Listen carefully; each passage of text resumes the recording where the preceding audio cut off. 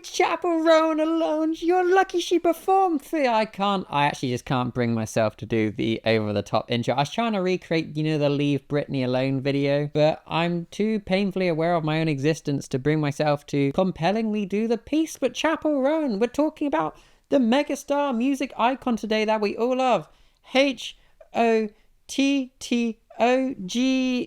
Oh, I love their music. Incredible musician. What an awesome example of self-expression. But recently they've come under fire for trying to set up healthy boundaries. Gosh darn it, do we have a fun discussion ahead of us today. But before we get into that, let me introduce myself. My name is Cowder's Life, and on this channel we do video essays talking about things we see on the internet and then all discussing it as a community down in the comment section below. So if that sounds like fun for you, please feel free to subscribe. We're trying to beat this ratio.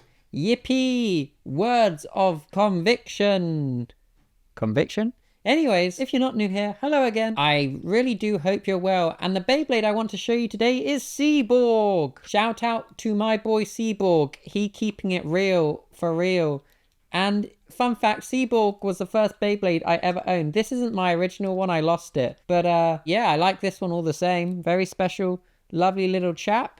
Some sort of sea creature. Anyways, Chappell Roan, what's up with that? To basically bring everybody up to speed super fast, like we're speed running this case, Chappell Roan recently made TikToks expressing her discomfort with being approached aggressively by fans when out in public. People running up to her, hugging her, or demanding photos, or harassing her when she's with her family. In her TikTok, she basically pleaded for her privacy. Something no one should have to do, by the way. It's just people have this weird assumption about celebrities. I made you big because I listen to your music so I can freely hug you. You don't know them. Stop being weird. Anyways, your heart's in the right place, but boy is your execution off. But basically in this well put together TikTok, you can see she really appreciates her fans, but also values her personal space and privacy. Something we can all relate to, right? Hiding from co-workers just because you can't bring yourself up to talk to them. And that is totally okay and valid. We hear you, we accept you. But when a celebrity doesn't want to take pictures with you, boo hiss boo! Shame on you! You've changed! You've let all that money and fame go to your head. No, they're just trying to go for a meal with their family. Why are you overstepping boundaries? Again, heart's in the right place. Very exciting to see someone you resonate with in real life. It's like spotting a rare bird whilst bird watching. But it doesn't mean you should go into that bird's nest and harass it when it's probably with its eggs or bird family. Hoot, hoot. The backlash from these TikToks was swift and severe, with some fans arguing that because she chose this career path, she had forfeited her rights to private moments in the public space.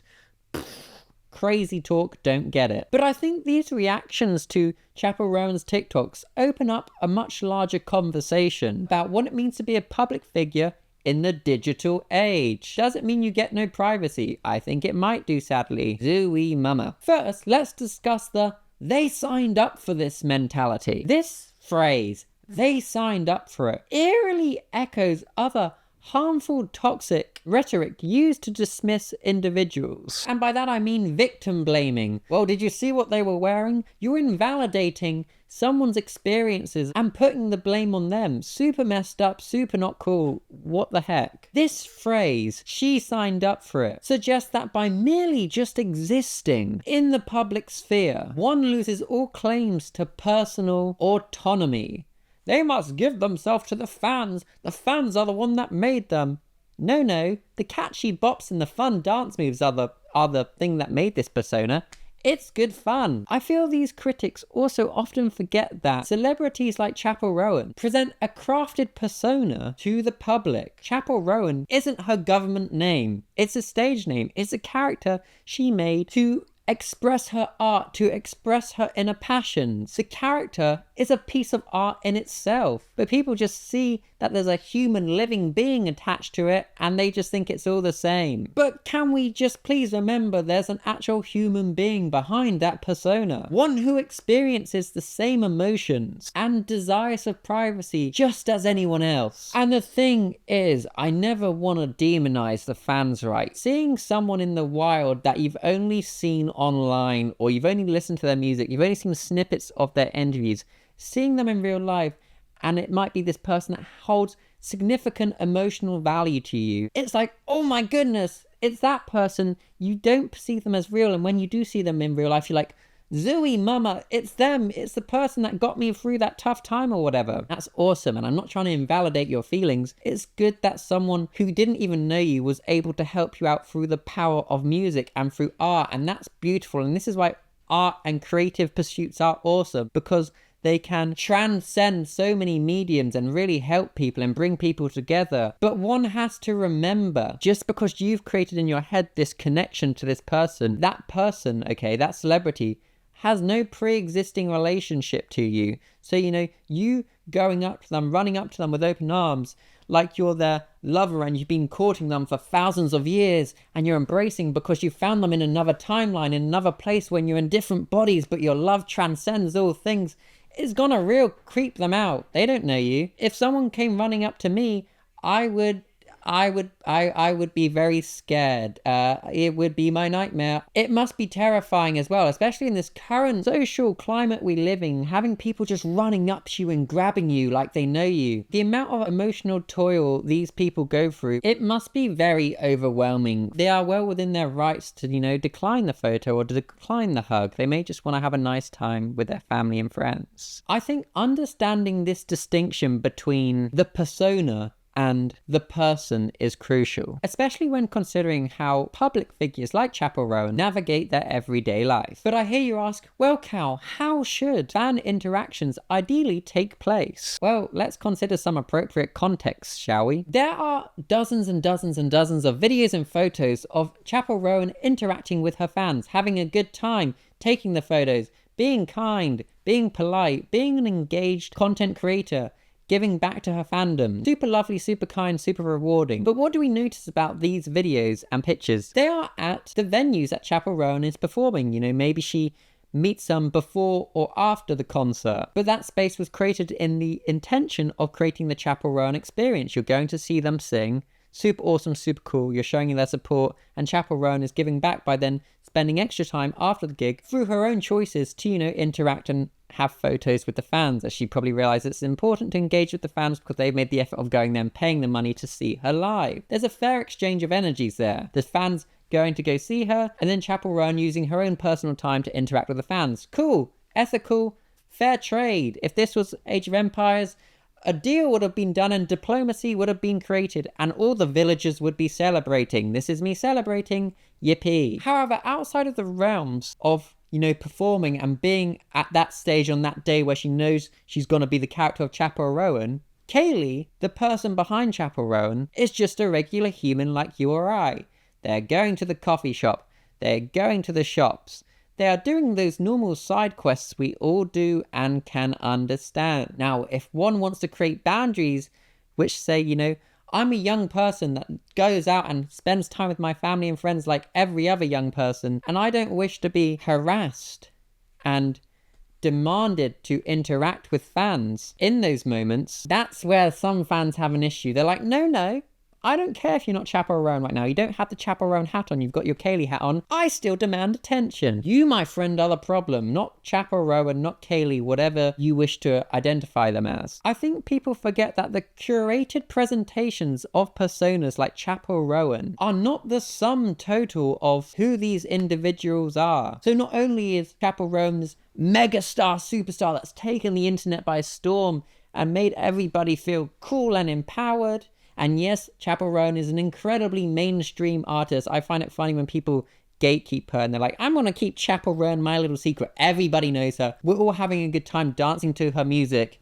She's fun and friendly and cool. I think it's just really understanding that if you see a celebrity and they're clearly preoccupied, and by that I mean they're doing something, maybe they're paying for their coffee or something, or, they're doing an activity with their friends, maybe they're bowling, that is probably not the time to go up to them and be like, hey, can I hug you, Pookie? Can I grab loads of pictures with you? That's gonna make everyone uncomfortable. And also, you should note that Chappell Roan isn't even talking about like just the normal fan interactions where people might go up to her and just be like, oh, can I grab a photo? And she says no for one reason or whatever, which is totally okay. People don't have to say yes to photos. I say no to having photos with my friends all the time just because I don't like how I look that day. Evans, I couldn't imagine what it must be like to be like an A-list celebrity where people just always want to have photos with you. Chappell Roan's not even talking about these situations. She's talking about the ones where people like just assume they can touch her, assume they can take pictures with her, assume they can just act like they know her. And unfortunately you don't, and you never will. Sorry. And that is not to shame being a fan. I'm a fan of many people. There's many people I think are super cool and inspire me. But with that, I also acknowledge I don't know them. They have no pre-existing relationship to me. So me going up to them being like, yo, let's hug, which is funny for me to say because I'm not a huggy person unless I really know someone, would just be odd for that person involved because they'd be like, why is this man hugging me? Who is he? And I'd be like, well, I've watched all your videos and I think you're really cool. And they'd be like, scary, scary, wee woo, alarm bells going off, right? And you know, it's important to remember it is not an insult to you if someone declines to have a photo or a hug. That is totally okay, and that's just their boundaries. Everybody has different boundaries. Another obvious example of this, I think the content creator PewDiePie said he won't take pictures with fans. He's happy to have a conversation with you if you come up to him and say hello, but he's not going to take a picture. And he doesn't have to give you an explanation for that. That is totally okay and valid. If someone says they don't want to take a picture with you or don't want to hug you, it shouldn't be a why. It should just be a, okay, fair enough. You can still have a nice positive interaction. Be like, well, just wanted to say I really like your work or whatever. And they'll be like, oh, cool, thank you for the support. Boom, done, conversation done. You still got to meet the person you resonate with and you had a nice time and no one was made to feel uncomfortable. Awesome. Isn't respecting people's boundaries just fun and great for all? We can all have a nice experience without getting in someone's face or violating their boundaries. Just because someone is famous doesn't mean they are available 24/7 for public interactions. And it's important if you are a true fan to respect that separation to maintain healthy boundaries. Basically, this whole thing can be boiled down to empathy and understanding. And with that, I'd now like to acknowledge some insightful commentary from another public figure, Drew Afalo, who shared a personal story which highlights how intrusive fan interactions truly can be. There really is a wrong time to be saying hi to people. Basically, because of the backlash Chappell Roan was receiving for her TikToks, Drew Afalo went online and gave her thoughts on the matter. And she shared that even though she argued she was nowhere near as famous as Chappell Roan, she has still related to people overstepping boundaries and not treating Drew as a human, but much rather like zoo animals, and you're like, oh my goodness, I don't think that's a real human, I can just interact with it as I please. Drew gave the story of when she was at the vet and her dog was incredibly ill and sick and she thought she was going to lose her dog. Incredibly heartbreaking and stressful environment, right? And well, some fan recognized her and thought it'd be appropriate to ask for a photo. Mind blown. Do you have no empathy? Or do you only tunnel vision about your own interests and agenda? If so, reevaluate yourself and jump back on the empathy train, my friend. It's not too late. This moment of genuine personal distress was completely overlooked by the fan. I think these stories really emphasize the fact that people need to recognize that even though someone is a celebrity or someone of social status, they are still a human with emotions, good days, bad days, desires, hopes and dreams. They can get understimulated, they can get overstimulated, they can just be overwhelmed, they can be anxious, they can be happy, they can be sad, they can just be having a bad day so they don't want to interact with anyone. Sometimes we all just want to be left alone, and that is totally okay and valid and doesn't make you a bad person just because you're having a bad day and you're vaguely grumpy that day. That is totally normal and okay. We can all relate to this spectrum of emotions, right? So why is it with celebrities we forego thinking they may just be having a bad day, and if they say no to a photo, it's, oh, they've changed ever since they got to that level of streams, they're so mainstream and they don't have time for their fans. No, they could just be overwhelmed with it all. No one was ever built to be assessed by millions of eyes every day. Super invasive, super not cool. All of this is just like a poignant reminder that there is a time and place for fan interactions. If you're a fan and you're now worried like, oh, can I just not ever go up to celebrities? I'm sure if you greet these people with normal energy and you know they're not in the middle of doing something, so e.g. if they're clearly in the conversation with someone, maybe just leave them alone in that case. But if they're just about and you know they're just chilling and they don't look like they're unhappy or crying or something. Just going up to someone saying, oh, hi, big fan of your work, how you doing? And if they seem responsive and happy with that, you can maybe ask for the picture. But please never take offense if someone says no to the picture or the hug. Because remember, boundaries are very important. They may not be a tactile person, so hugging may just make them really uncomfortable. Or as much as the photo may be nice to you to document you got to meet them, they may be having a bad day. They may not like how they look that day, or they may just not want photos taken. I don't know about you, and I can't articulate why, and this may sound a bit too like, ooh, cows on one again, but do you ever find when you take a photo, or you have to post a photo because someone's asked for a photo, and I don't mean like a fan of me, I just mean like my family and friends, it uses up a little bit of my energy, and it's almost like a scratching on my brain, and I can only do so many of those before like I shut down.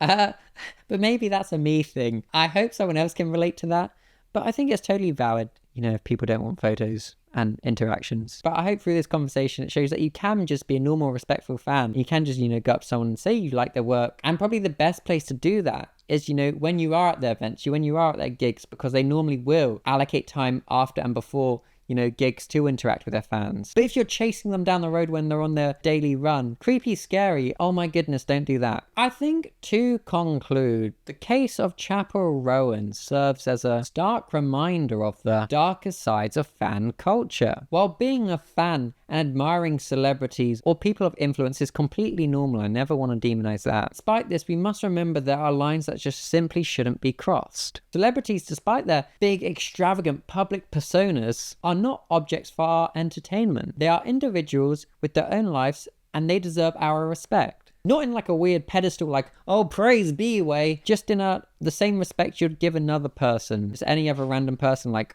on the train or in a coffee shop. Don't harass them, do you? Admiration over entitlement when it comes to public figures like Chappell Roan. And now I would like to open up this discussion to the community. What do you think about all of this? Or do you have any anecdotal stories of when you've met famous people and how that went, and how you went about doing it to make sure it was wholesome and okay and you weren't overstepping boundaries? I just want to hear everyone's thoughts on the matter. There'll be another video essay here if you want to watch another one of my videos. I've been your boy Cowder's Life, and I shall see you all in the next video.